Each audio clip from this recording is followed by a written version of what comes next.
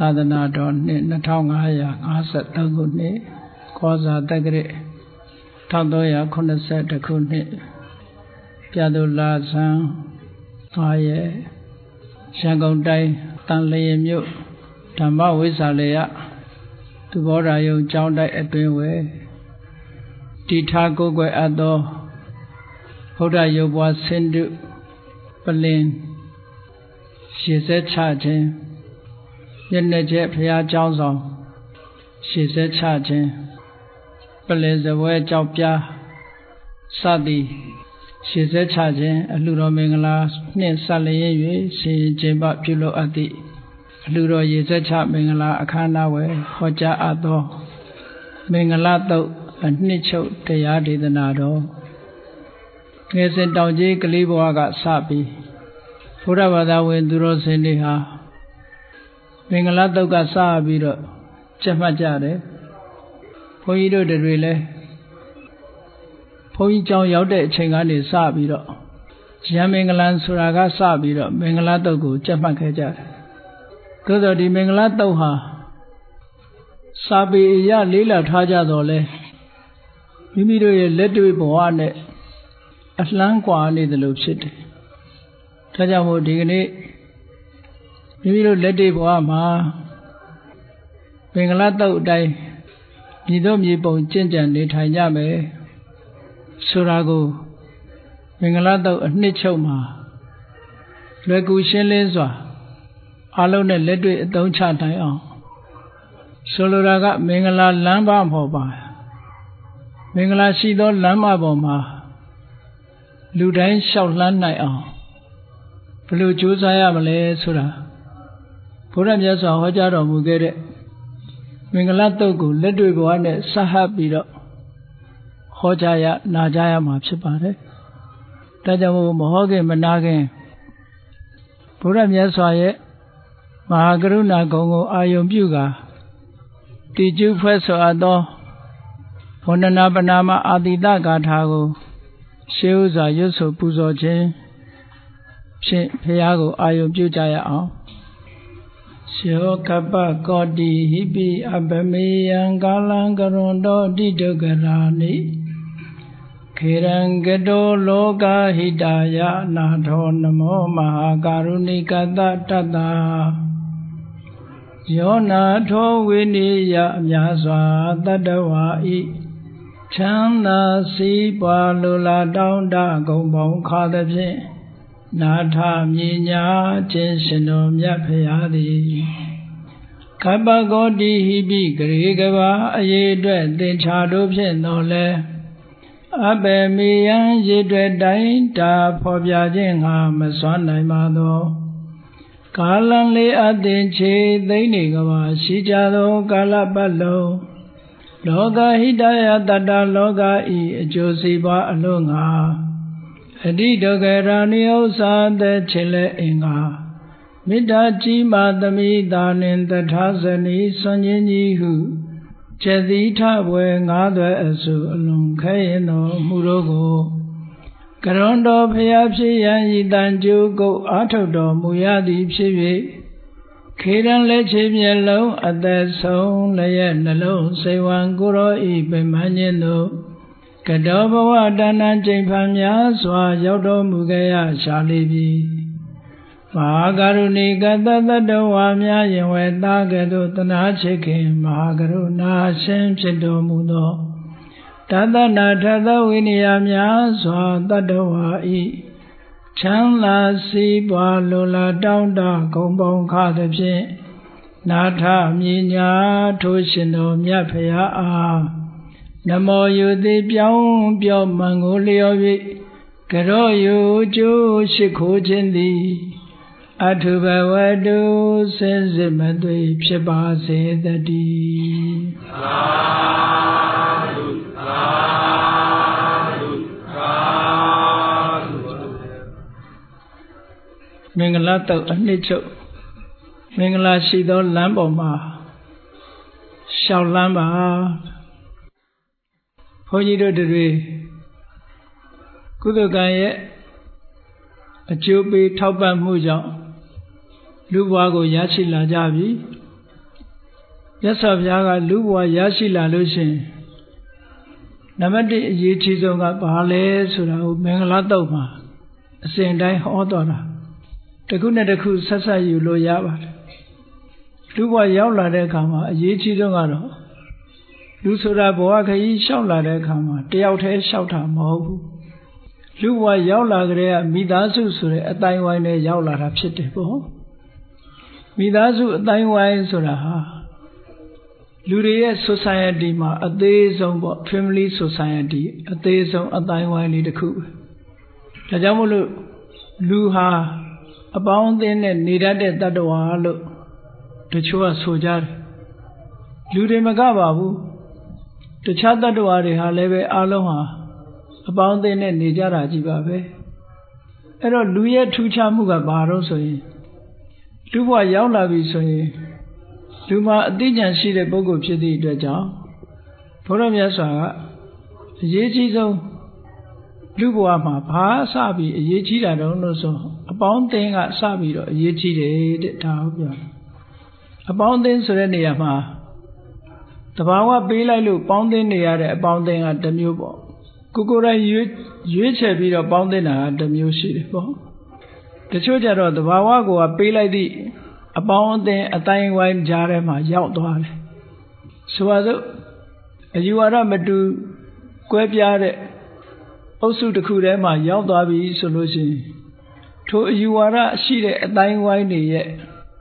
အတိုင်းယုံကြည်ချက်အတိုင်းဘဝခရီးမှာရှောက်နေကြရတယ်လူတွေဟာဒီကနေ့ခေတ်ကမ္ဘာမှာရှိကြတဲ့လူတွေကိုကြည့်ပေါ့လူမျိုးအသီးသီးမှာအယူအဆအမျိုးမျိုးအပေါင်းအသင်းဆက်ဆံမှုတွေအမျိုးမျိုးတဲ့ကြားထဲမှာလူသားဖြစ်လို့ရှိရင်ဆိုင်ရာအတိုင်းဝိုင်းထဲမှာရောက်သွားသည့်အတွက်ကြောင့်လူဟာအတွေးခေါ်တွေအမျိုးမျိုးပုံစံအမျိုးမျိုးနဲ့ကိုယ့်ရဲ့လှုပ်ဆောင်ချက်တွေကြောင့်မို့လို့ကောင်းကျိုးချမ်းသာတွေရကြတာရှိသလိုမကောင်းတဲ့အကျိုးတွေကိုခံစားကြရတာလည်းရှိတယ်ပေါ့ဘဝခရီးမှာဘုန်းကြီးတို့သီရိလင်္ကာမှာနေတော့ကတီဟိုနိုင်ငံဆိုတာဒီကနေ့မှာတော့လူကြီးတန်း30ခန်းရှိတယ်ပေါ့ဗုဒ္ဓဘာသာနိုင်ငံလေးတစ်ခုပဲအဲ့ဒီဗုဒ္ဓဘာသာနိုင်ငံလေးမှာလူမျိုး၄မျိုးခွဲခြားပြီးတော့သတ်မှတ်ထားတယ်အများဆုံးလူမျိုးကတော့ဆင်ဟာလီလူမျိုးလို့ခေါ်တယ်ဆင်ဟာလီလူမျိုးကိုဗမာတွေကတော့တီဟိုလူမျိုးလို့ခေါ်တာပေါ့အတန်တွယ်လေးပဲကွာဆင်ဟာလီလူမျိုးရှိတယ်မွတ်စလင်ရှိတယ်ဘာဂါဆိုတာရှိတယ်နော်မွတ်စလင်ရဲ့ဆင်ဟာလီရဲ့ဘာဂါရဲ့တမီရဲ့တို့လူမျိုး၄မျိုးရှိတယ် official အနေနဲ့အသိမှတ်ပြုထားတာ၄မျိုးရှိတယ်အဲ့ဒီထဲမှာဒီစရင်ထဲမှာမဝင်တဲ့လူမျိုးတစ်မျိုးရှိသေးတယ်အဲ့ဒါကဘာလို့ဆိုရင်ဝဲဒလို့ခေါ်တဲ့ Aborigine ကျွန်းနေလူမူလကျွန်းနေလူရိုင်းနေအဲ့လိုလူမျိုးလည်းရှိသေးတယ်သူကလူဦးရေအမတန်နဲတယ်တောတွေတောင်တွေထဲမှာပဲနေတယ်အဝတ်မဝတ်ဘူးတောထဲမှာပဲဒီငယ်စဉ်တောင်ကြီးကလေးဘဝကလေးကဘာသင်တော့ဆိုရင်ညပြစ်တာသင်တယ်လှန်ထိုးတာသင်တယ်အကောင်လေးဖမ်းပြီးတော့တပ်ဖြတ်နည်းတွေသင်တယ်ဒါပဲရှိတယ်သူတို့မှာနော်ဆိုပါစို့လူဘဝရောက်လာပြီဆိုလို့ရှိရင်လူဟာမွေးလာကြတဲ့က society တခုမှမွေးလာသည့်အတွက်ကြောင့်အဲ့ဒီ society တခုကမကောင်းဘူးဆိုလို့ရှိရင်တဘဝလုံးကောင်းနိုင်စရာအကြောင်းမရှိတော့ဘူးလေခုနလိုဆိုပါစို့ဝဲဒဆိုတဲ့လူမျိုးထဲမှာသွားပြီးတော့ဖြစ်မယ်ဆိုလို့ရှိရင်ဘုန်းကြီးတို့တွေဟာတစ်သက်လုံးတောထဲမှာနေပြီးတော့တတ္တဝါတွေအသက်တပ်ဖြတ်ပြီးတော့စားတော့လို့မိမိဘဝကိုရပ်တည်အောင်ကြိုးစားပြီးနောက်ဆုံးဟာဘဝတစ်ခုဆုံးသွားကြမှာပဲအဲ့တော့ဒါကဘဝကကံကြမ္မာကပေးလိုက်တဲ့အတိုင်းဝိုင်းတစ်ခုပေါ့ကံကြမ္မာကပေးတာမဟုတ်ဘဲနဲ့တခါတရံကျတော့ဒီမိမိအတိုင်းဝိုင်းထဲကနေပြီးမိမိရွေးချယ်ပေါင်းသင်းဆက်ဆံတဲ့ပုဂ္ဂိုလ်တွေရဲ့အကျင့်စာရိတ္တမကောင်းမှုကြောင့်မကောင်းတဲ့လူနဲ့ပေါင်းပြီးသည့်အတွက်ကြောင့်ဒုက္ခရောက်ကြတဲ့ပုဂ္ဂိုလ်တွေလည်းပဲဒီကနေ့ခေတ်နေရာတိုင်းမှာရှိတာပဲပေါ့နော်အဲ့တော့မြတ်စွာဘုရားကဒါကြောင့်မလို့မင်္ဂလာတုတ်မှာအသေဝနာသဘာလနံပဏိတာနိသသေဝနာလူလောကရောက်လာပြီဆိုလို့ရှိရင်ပေါင်းသင်းရေးဟာအမတ္တမအရေးကြီးတယ်အတိုင်းဝိုင်းဟာအမတ္တမအရေးကြီးတယ်လို့ဆိုလို့ အဲ့တော့ကံကပေးလိုက်တဲ့အတိုင်းဝိုင်းတွေကယုံထွက်ဖို့ဆိုတာတော့အမတန်မှခဲပါတယ်တာမန်စိတ်နေစိတ်ထားနဲ့တာမန်အသိဉာဏ်မျိုးနဲ့ယုံထွက်နိုင်မှုတော့မရှိဘူးပေါ့တော်တော်ခဲပါတယ်အဲ့ဒါကြောင့်မို့လို့ဝေးကြတဲ့ကကောင်းတဲ့အပေါင်းအသင်းတွေရောက်ဖို့ဟာဘုန်းကြီးတို့တွေဟာဆူတောင်းရမှာပဲเนาะစိတ်နေစိတ်ထားနဲ့ဥတီချက်ထားကြရမှာပဲအေးလက်ရှိဘဝရောက်လာတဲ့အခါကျတော့လေပေါင်းသင်းဆက်ဆံတာဟာလူဘဝမှာသိအရေးကြီးတယ်တဲ့အရေးကြီးဆုံးကဘာလလို့ဆိုတဲ့အသိဉာဏ်ကင်းမဲ့တဲ့ပုဂ္ဂိုလ်တွေနဲ့မပေါင်းသင်းမိဖို့အတူမနေမိဖို့မဆက်ဆံမိဖို့ပဏိတလို့ဆိုတဲ့အသိဉာဏ်ရှိတဲ့ပုဂ္ဂိုလ်တွေနဲ့ဆက်ဆံဖို့အဲ့ဒါလို့ဆက်ဆံမှုကိုအကြောင်းပြုပြီးတော့ဘာလနဲ့ဆက်ဆံမိတဲ့ပုဂ္ဂိုလ်တွေဟာဒီဘဝခရီးမှာလည်းပဲဒုက္ခအမျိုးစုံကြုံတွေ့ကြရတယ်ပညာရှိသူတော်ကောင်းတွေနဲ့ဆက်ဆံမိရတဲ့ပုဂ္ဂိုလ်ကြတော့ဘဝမှာလည်းအေးချမ်းတယ်နောက်ဘဝမှာလည်းပဲချမ်းသာဒုက္ခရတယ်ဆိုတဲ့အကျိုးတွေဟာအမတန်မှထင်ရှားတယ်ဒါဖြင့်ဘာလပဏိတလို့ဆိုတာဘယ်လိုပုဂ္ဂိုလ်မျိုးတွေကိုခေါ်တာတော့ဆိုတော့မြတ်စွာဘုရားကဒါရွေးချယ်ဖို့ရအတွက်ပေးတာပါရွေးချယ်ဖို့ရကြတော့မကောင်းတာတွေးမကောင်းတာပြောမကောင်းတာလုပ်တဲ့ပုဂ္ဂိုလ်ကိုဘာလလို့သတ်မှတ်တယ်ကောင်းတာတွေးကောင်းတာပြောကောင်းတာလုပ်တဲ့ပုဂ္ဂိုလ်ကိုပဏိတလို့သတ်မှတ်တယ်ပေါ့အဲ့တော့ကောင်းမကောင်းဆိုတာကြတော့ဘာနဲ့ဆုံးဖြတ်တယ်လဲကိုကြိုက်ရင်ကောင်းတဲ့အကောင်းဟာအကောင်းလားလဲဆိုအဲ့လိုမဟုတ်ကိုကြိုက်တာမကြိုက်တာနဲ့မဆုံးဖြတ်ရဘူးအဲ့တော့ကောင်းတဲ့အတွေးဆိုတာတစ်ဖက်သားကိုအပြစ်မဖြစ်တဲ့အတွေးမျိုးတစ်ဖက်သားကိုညှဉ်းပန်းနှိပ်စက်လိုတဲ့အတွေးမျိုးကိုယ့်ကိုထိခိုက်နစ်နာစေလိုတဲ့အတွေးမျိုးလောကကြီးကိုအကျိုးမပြုတဲ့အတွေးမျိုးလောကကြီးကိုပျက်စီးစေတဲ့အတွေးမျိုးအပြောမျိုးအလောက်ကိုင်မျိုးတွေဟာမကောင်းဘူးလို့သတ်မှတ်ရမယ်အများအတွက်အကျိုးဖြစ်တဲ့အတွေးအများအတွက်အကျိုးဖြစ်တဲ့အပြောအများအတွက်အကျိုးဖြစ်မဲ့အလုပ်ဒါတွေကကောင်းတယ်လို့သတ်မှတ်ရအဲ့ဒါလို့လူလောကရောက်လာပြီဆိုလို့ရှိရင်နံပါတ်1ဘုန်းကြီးတို့ဟာရွေးချယ်လို့ရတဲ့ဘဝမှာပေါင်းသင်းဆက်ဆံရေးနဲ့ပတ်သက်ပြီးတော့ရွေးချယ်ဖို့လိုအပ်တယ်လို့မြတ်စွာဘုရားပထမဆုံးမင်္ဂလာခရီးကိုစတင်လျှောက်လှမ်းဖို့ရအတွက်ဒါကိုဥစွာဟောတာနော်အဲ့တော့အပေါင်းအသင်းဆက်ဆံမှုဟာရေးကြည့်တယ်ကဲပေါင်းသင်းဆက်ဆံပြီးတဲ့အခါမှာလူတွေရဲ့ society ထဲနေတဲ့အခါမှာဘာလုပ်ဖို့လိုအပ်တယ်လဲလို့ဆိုရင်ပူဇာစပူဇေနေရနာလေးပေးယူသိလေးစားတတ်တဲ့ပုဂ္ဂိုလ်တွေကိုယူသိလေးစားရမယ်လို့ဒီလိုဆိုလို့ပူဇော်တယ်ဆိုတဲ့စကားလုံးကပါဠိကလာတာဆို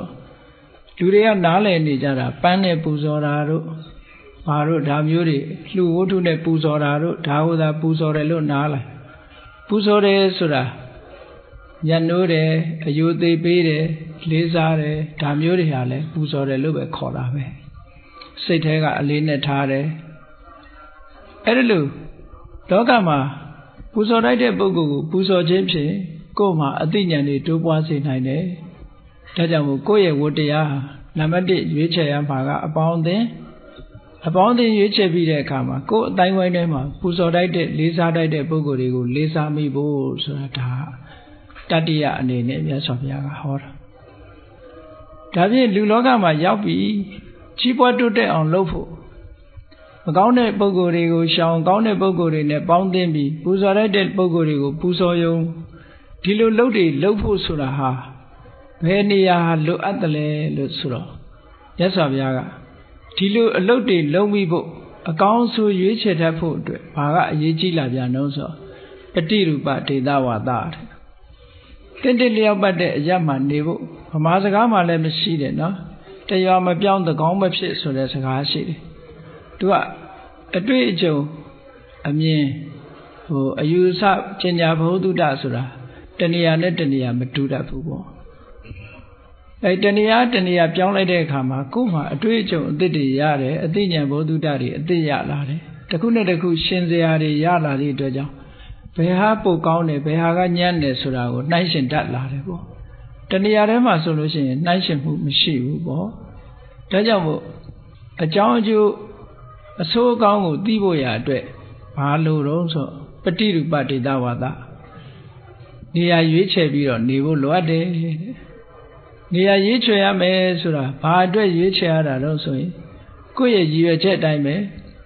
ပညာရေးတိုးတက်ဖို့အတွက်ရွေးချယ်ပါလားစီးပွားရေးအတွက်ရွေးချယ်ပါလား ကျမ်းမာရေးအတွက်ရွေးချယ်မှာလားဆိုင်ရာသူတော်ကောင်းတရားတွေကျင့်ကြံကြိုးကုပ်အားထုတ်ပြီးတော့နိဗ္ဗာန်ချမ်းသာကိုရဖို့ရနေရာအတွက်ရွေးချယ်မှာလားလို့ဆိုတာသူ့နေရာနဲ့သူရွေးချယ်ဖို့လိုအပ်တယ်ပေါ့ကျမ်းမာရေးအတွက်ဆိုလို့ရှိရင်ဆေးရုံတို့ဆေးကုမဲ့ဆရာတို့ဇာတိဥဒုကောင်းတဲ့နေရာတို့ဒါမျိုးရွေးချယ်ပြီးတော့နေကြမှာကြီးပွားတိုးတက်လူတဲ့ပုဂ္ဂိုလ်ပညာရေးအတွက်ဆိုလို့ရှိရင်ဆရာကောင်းသမားကောင်းရှိတဲ့ပုဂ္ဂိုလ်နေရာဌာနတို့ကျောင်းရှိတဲ့နေရာဌာနတို့ပညာသင်လို့ရတဲ့နေရာမျိုးတို့ရွေးချယ်ပြီးတော့နေကြတယ်ဒါကြောင့်မို့လို့အဲ့ဒါလိုရွေးချယ်ပြီးတော့နေနိုင်တဲ့ပုဂ္ဂိုလ်တွေကလောကမှာကြီးပွားတိုးတက်သွားတာတွေအများကြီးပဲရှိတယ်ပေါ့မရွေးချယ်ပဲနဲ့ဒီတိုင်းပဲကြာရအတိုင်းနေလိုက်တဲ့ပုဂ္ဂိုလ်တွေကြာကြီးပွားတိုးတက်မှုအားနည်းသွားတယ်ဒါကြောင့်မို့မြတ်စွာဘုရားကနေရာဒေသကိုရွေးချယ်ရမယ်တဲ့ကိုယ်နဲ့တင့်တယ်လျောက်ပတ်တဲ့နေရာရွေးချယ်ရမယ်အဲ့တော့ပညာရေးအတွက်ရွေးချယ်တယ်စီးပွားရေးအတွက်ရွေးချယ်တယ်ဆိုလို့ရှိရင်လည်းစီးပွားလုံးလို့ကောင်းတဲ့နေရာမျိုးရွေးချယ်ပြီးတော့ရွှေ့ပြောင်းပြီးတော့နေထိုင်ကြရမယ်သူတော်ကောင်းတရားကျင့်ကြံကြိုးကုပ်အားထုတ်ဖို့ဆိုလို့ရှိရင်တရားဓမ္မဟောပြောနိုင်တဲ့ပုဂ္ဂိုလ်တို့တရားထုတ်ခွင့်ရတဲ့နေရာမျိုးတို့တရားလိုက်စားလို့ရတဲ့နေရာမျိုးဒီလိုဟာမျိုးရွေးချယ်နေရအဲ့ဒါကိုဆိုလိုတယ်မြတ်စွာဘုရားကပฏิရူပဒေတာအဲ့ဒီလိုရွေးချယ်ပြီးမဲ့လို့လောကမှာလူတွေဟာအရေးကြီးဆုံးတစ်ခုကဘာလို့ဆိုရင်ကုသိုလ်ကောင်းမှုလုပ်ခဲ့တဲ့ပုဂ္ဂိုလ်ဖြစ်ဖို့ဟာဒါအမြဲတမ်းအရေးကြီးတယ်ဒီလိုရွေးချယ်ဖို့ဆိုတာကုသိုလ်ကောင်းမှုလုပ်ခဲ့တဲ့ပုဂ္ဂိုလ်မဟုတ်ဘူးဆိုလို့ရှိရင်လေအခွင့်မသာပြန်ဘူးဒါကြောင့်မို့ပုဗ္ဗေစကတပုံညတာလို့မြတ်စွာဘုရားဆက်ဟောတာကုသိုလ်ကောင်းမှုလုပ်ခဲ့တဲ့ပုဂ္ဂိုလ်ကြတော့သူများတဲ့လည်းအသိဉာဏ်ရှိတယ်ပေါ့အခြေအနေကောင်းနေနဲ့လည်းကြုံရတတ်တယ်ပေါ့ဒါကြောင့်မို့လို့ပုဗ္ဗေစကတပုံညတာကုသိုလ်ကောင်းမှုရှိခဲ့တဲ့ပုဂ္ဂိုလ်ဖြစ်ဖို့လေလိုအပ်တယ်အဲ့ဒါလို့ရှိခဲ့တဲ့ပုဂ္ဂိုလ်ဖြစ်မှလည်းပဲလောကကြီးမှာကြီးပွားတိုးတက်မှုဟာအပြည့်အဝရနိုင်တယ်ပေါ့ပုဗ္ဗေစကတပုံညတာရှိလာပြီးတဲ့နောက်မှာအရေးကြီးဆုံးနောက်ထပ်ကိုယ်တဏ္ဍာမှာရှိရတဲ့မင်္ဂလာတရားတစ်ခုကဘာလို့ဆိုရင်အတ္တသမ္မာပဏိတိတဲ့ကိုကောင်းအောင်ထားနိုင်မှုကိုယ်စိတ်လေးကိုပြုပြင်ပေးမှုဒါအမတန်မှအရေးကြီးတယ်မြတ်စွာဘုရားက14ပါးဆိုပြီးတော့ဟောတာရှိတယ်လောကမှာကြီးပွားတိုးတက်ဖို့ရာအတွက်14မျိုးရှိတယ်တဲ့14မျိုးဆိုတာဘာလဲဆိုရင်ဆက်ဆိုတာဒီနေရာမှာတစ်ခုနဲ့တစ်ခုဆက်ပြီးတော့လဲပတ်သွားတဲ့အရာကိုဆက်လို့ခေါ်တာပါနံပါတ်1ကပฏิရူပဒေသဝါဒတင့်တယ်လျောက်ပတ်ကောင်းမြတ်တဲ့အရာမှာနေခြင်းနံပါတ်2ကတပ္ပုရိတုပနေတ္တလူတော်လူကောင်းနဲ့ပေါင်းမိခြင်းနံပါတ်3ကအတ္တတမ္မာပဏိတိကိုပြုပြင်ပြီးတော့ကြိုးစားအထုတ်ခြင်းနံပါတ်4ကပုဗ္ဗေစကတပုံညတာကုသိုလ်ကောင်းမှုလုပ်ခဲ့တဲ့ပုဂ္ဂိုလ်ဟာတဲ့ကုသိုလ်ကောင်းမှုရှိခဲ့ပြီဆိုလို့ရှိရင်တင့်လျောက်ပတ်တဲ့နေရာကိုရောက်တယ်တင့်လျောက်ပတ်တဲ့နေရာကိုရောက်တဲ့ပုဂ္ဂိုလ်ဟာသူတော်ကောင်းနဲ့တွေ့တယ်သူတော်ကောင်းနဲ့တွေ့တဲ့ပုဂ္ဂိုလ်ဟာကိုပြုပြင်ထိမ့်သိမ့်ပြီးတော့နေတတ်ထိုင်တတ်လာတယ်လို့အဲ့ဒီလိုပြုပြင်ထိမ့်သိမ့်ပြီးနေတတ်လာတယ်ဆိုလို့ရှိရင်ပဲကုသိုလ်ကောင်းမှုတွေတစ်ခါဆက်ပြီးတော့လုပ်ပြန်တယ်လုပ်သည့်အတွက်ကြောင့်ပฏิရူပဒေသကိုရောက်ပြန်တယ်ပฏิရူပဒေသရောက်ရင်သူတော်ကောင်းတွေနဲ့တွေ့ပြန်တယ်အတ္တသမ္မာပဏိတိဆိုတဲ့ကိုကောင်းအောင်ထားတတ်သွားတယ်မင်္ဂလာတရားတော်ဟာတစ်ခုနဲ့တစ်ခုဆက်ပြီးတော့မြတ်စွာဘုရားကဟောသွားတာပါဒါဘဝခရီးလျှောက်ပြီးဆိုကြတဲ့ကောတို့တွေနေတဲ့ထိုင်တဲ့နေရာဟာတို့နဲ့ပฏิရူပဖြစ်ခဲ့လားဆင်ခြင်စဉ်းစားရမယ်ပေါ့ပฏิရူပဖြစ်ပြီးဆိုလို့ရှိရင်ပฏิရူပဖြစ်ရုံနဲ့လုံလောက်ပလားဆိုမလုံလောက်ဘူးလုံလောက်ဖို့အတွက်ဘာလုပ်ဖို့လိုလဲဆိုရင်ကိုယ့်ပေါ်မှာမူတည်တာကအတ္တတမ္မာပဏိတိတဲ့ကိုကောင်းအောင်ထားကိုကောင်းအောင်ထားတယ်ဆိုတဲ့အဓိပ္ပာယ်ကဘာလဲလို့ဆိုရင်ကိုယ်မှာ၅ပါးသီလမပြည့်စုံသေးဘူးဆိုရင်ပြည့်စုံအောင်လေ့ကျင့်မယ်တရားစွမ်းအားတွေနည်းနေသေးတယ်ဆိုရင်တရားစွမ်းအားတွေပြည့်အောင်လုပ်မယ်ကိုချင်းတရားတွေအားပြော့နေအားကောင်းလာအောင်လုပ်မယ်ဘာသာတရားနဲ့ပတ်သက်ပြီးဘ ਹੁ တုတ္တတွေနည်းနေမယ်ဆိုလို့ရှိရင်ဘ ਹੁ တုတ္တစီးပူးရမယ်ကိုယ့်ရဲ့ဒီအများအကျိုးဆောင်ရွက်မှုတွေအားပြော့နေသေးတယ်ဆိုလို့ရှိရင်လည်းကြိုးစားအားထုတ်ကြရမယ်မကောင်းတဲ့စိတ်ထားတွေကိုတွန်းလှန်ဖယ်ရှားဖို့ကောင်းတဲ့တရားတွေကိုကြိုးစားအားထုတ်ဖို့ဆိုတဲ့ဝိရိယတရားတွေလျော့ပါနေသေးတယ်ဆိုလို့ရှိရင်လည်းတိုးအောင်လုပ်တယ် အသိပညာတွေနှဲပါနေသေးတယ်ဆိုရင်လည်းရအောင်လုပ်တယ်အဲ့ဒါဟာအတ္တသမ္မာပဏိတိပဲကိုယ့်ကိုယ်ကိုကောင်းအောင်ထားတယ်ဆိုတာကိုယ့်ကိုယ်ကိုအဆင့်မြင့်လာအောင်ကြိုးစားအထောက်ထားပါပဲကောင်းပြီအဲ့ဒီလိုမင်္ဂလာလမ်းမပေါ်မှာရှောက်လန်းလို့ကိုယ့်ကိုယ်ကိုကောင်းအောင်ထားတတ်ပြီးထားတတ်အောင်ဘာတွေလုပ်ဖို့လိုသလဲဒီတိုင်းသူ့ဟာသူထားတတ်လာမှာမဟုတ်ဘူးဒါကြောင့်မို့မြတ်စွာဘုရားကနောက်ဆက်ပြီးဟောတာကဘာဟုတ်သစ္စင်စာဘောဓုတစီးပူပါဘောဓုတဆိုတာအခုလိုတရားတွေမှာတရားတွေများများနာတယ်တရားစာအုပ်တွေဖတ်တယ်တရားတွေဆွေးနွေးတယ်မိတ်ဆွေသင်္ကားတွေနဲ့ကောင်းလို့ရာတွေပြောကြတယ်ဒါတွေကဘောဓုတစီးပူတယ်လို့ခေါ်တယ်ပေါ့ဆိုင်ရာဘောဓုတပဲဘောဓုတမျိုးစုံစီးပူအထောက်ကြရတယ်လောကမှာဘောဓုတတွေရှိပြီးတော့ဒီသာဝတိပြည့်စုံဖို့အတွက်လည်းပဲမြတ်စွာဘုရားကသိပ္ပတဲ့လက်မှုပညာတို့နှုတ်မှုပညာတို့ဘဝယတ္တိရေးအတွက်ဒါတွေလည်းသင်ကြားရမယ်တဲ့လူလောကလူရလို့ရောက်လာရင်ဘာဟုတ်တဲ့သင်္စသိပ္ပင်္စဝိနယောစသူသိခိတော်လူတွေရဲ့စည်းကမ်းဝိနည်းကိုလည်းလိုက်နာတတ်ရမယ်ဆိုပါစို့နိုင်ငံတော်အစိုးရတွေကထုတ်ပြန်ထားတဲ့ဥပဒေတွေရှိတယ်လောကလူကျင့်ဝတ်တွေရှိတယ်အဲ့ဒါတွေကိုလည်းသင်ကြားထားရမယ်တဲ့ဥပဒေတွေကိုနားလည်ရမယ်လေးစားရမယ်လိုက်စားရမယ်လူကျင့်ဝတ်တွေကိုလေးစားရမယ်အဲ့ဒါတွေကိုဥပဒေဆိုတာကမသိလို့ကျွလွန်ပြီးတာပါလို့ပြောလို့မရဘူးသူကသိအောင်လုပ်ရမယ်အဲ့ဒါကိုပြောတာဝိနည်းစသူသိခိတော်လောကမှာကြီးပွားတိုးတက်ဖို့အတွက်မြတ်စွာဘုရားဒီမင်္ဂလာတုတ်ကိုအခြေခံအားဖြင့်ဟောထားတာအဲ့ဒီလိုအချက်လက်တွေပြည့်စုံမှသာလျှင်အတ္တသမ္မာပဏိတိကိုယ့်ကိုယ်ကောင်းအောင်လုပ်နိုင်မှာဖြစ်ပါတယ်တဲ့ဝိနယောစသူသိခိတောသူဘာတိတာစယာဝါစာလောကမှာလူတွေဆက်ဆံရေးမှာအရေးအကြီးဆုံးကဒီအပြောဆိုပဲလောကမှာလူတွေတယောက်နဲ့တယောက်ချစ်ချစ်ခင်ခင်နဲ့စီယုံမှုဖြစ်တာလည်းပဲပြောဆိုတတ်လို့ပဲကွဲပြားသွားကြတာလည်းပဲအပြောဆိုမတတ်လို့ပဲဒီပြောဆိုခြင်းတစ်ခုဟာအမတန်မှထိရောက်တယ်ဒါကြောင့်မို့သူဘာတိတာစယာဝါစာစကားကောင်းကောင်းပြောတတ်နိုင်ရမယ်ဒါဖြင့်စကားကောင်းပြောတယ်ဆိုတာဘယ်လိုဟာမျိုးပြောတာလဲလို့ဆိုလို့ရှိရင်မြတ်စွာဘုရားကဟောထားတာလေးတွေရှိတယ်စကားပြောတော့မယ်ဆိုလို့ရှိရင်စကားဆိုတာပါဇက်ဆိုတာစကားပြောဖို့နဲ့စားဖို့ထားတယ်လို့ဆိုတာဟုတ်တယ်ပါဇက်ရဲ့အသုံးချတာကစကားပြောဖို့နဲ့စားဖို့ပဲသို့တော့ပြောစရာဆိုစရာတွေဟာစီကံကလနာမရှိရှောက်ပြောလို့ရမလားလို့ဆိုမရဘူးတဲ့မြတ်စွာဘုရားကသူ့ဘာတိတကောင်းတဲ့စကားမျိုးဖြစ်အောင်ဘာလုပ်ရမလဲဆိုတော့စီကံကျက်ထားတာကကိုယ့်ကိုယ်ဒိဋ္ဌံထားကာလေနဝက္ခမိနောအကာလေနငါစကားပြောရင်ပြောတဲ့အချိန်မှပြောမယ်မပြောတဲ့အချိန်မပြောပါဘူးဟုတ်လားဘာဖြစ်လို့တော့ဆိုရင်စကားကောင်းမယ်ဖြစ်စေမပြောတဲ့အချိန်သွားပြောမိလို့ရှိရင်စကားကောင်းမဖြစ်တတ်ဘူးတဲ့ဒါကြောင့်မို့စကားပြောရင်ပြောတဲ့အချိန်ပဲပြောမယ်မပြောတဲ့အချိန်မပြောဘူးပြောတဲ့အချိန်မပြောတဲ့အချိန်ဆိုတာတော့အသိဉာဏ်နဲ့ရွေးချယ်ရမယ်ပေါ့အေးပြောတဲ့အချိန်ရောက်လို့ပြောပြီဘယ်လိုပြောမလဲဆိုလို့ရှိရင်တဏ္ဏေနဝက္ခမိနောဖရုတေနရှင်ကြီးကြီးပြောမယ်ရိုင်းရိုင်းဆိုင်ဆိုင်မပြောစကားဟာပြောတဲ့စကားပြောပြီမဲ့လို့ရှင်ကြီးကြီးမပြောဘဲနဲ့ရိုင်းရိုင်းဆိုင်ဆိုင်ပြောလို့ရှိရင်လည်းထိုစကားစကားကောင်းမဖြစ်ပြန်ဒါကြောင့်မို့ရှင်ကြီးကြီးပြောမယ်ရိုင်းရိုင်းဆိုင်ဆိုင်မပြောဘူးအေးယဉ်ကျေးတဲ့စကားအတိုင်းမှားမှားယွင်းယွင်းနေဆိုရင်အသုံးဝင်မှုဒါကြောင့်မို့မြတ်စွာဘုရားကဘူတေနဝက္ခမိနောအဘူတေနမှန်တာပဲပြောမယ်မမှန်တာမပြောဘူး